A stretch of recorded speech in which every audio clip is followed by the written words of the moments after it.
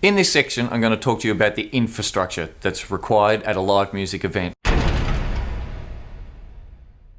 Every time you put on a live music event, there's a certain amount of infrastructure that needs to go into the show, whether that's inside the venue or whether that's something that needs to be brought in. These things are all pretty much the same. You'll obviously need a stage, you'll need a PA system for everything to be heard through, you'll need a lighting rig so that they can see it, and you'll need a place for the audience as well.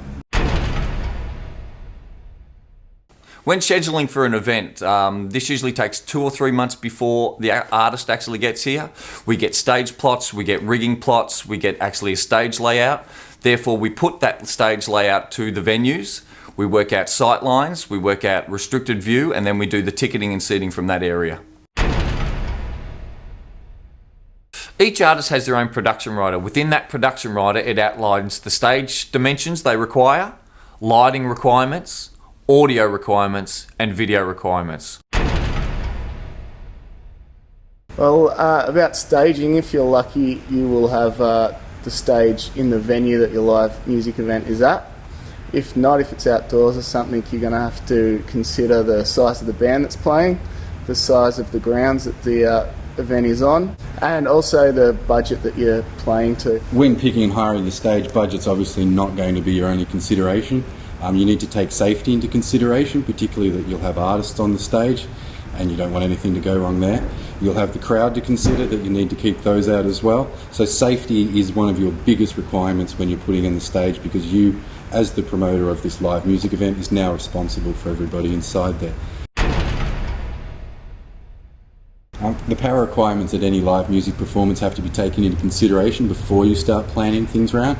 With a backyard gig or a smaller gig, you're going to be able to get away on just a house supply. As the staging and production gets larger, the power consumption is going to get larger, and that's when you'll start to need to look at things like 3-phase power, generators, but to use any of these you're going to need to deal with licensed electricians. These people will know the requirements that are suited for each particular application, and therefore will be able to advise you best on that. When doing an outdoor live music event, generators are required. 1 generator for sound, 1 for lights, and 1 for video. When planning an outdoor event, other things to consider is the site. First of all, we have to deal with the public. Things to consider when dealing with the public are parking, public transport, access and exit, toilets, food and drink. At larger live music events, we employ a site manager to take care of all of this infrastructure.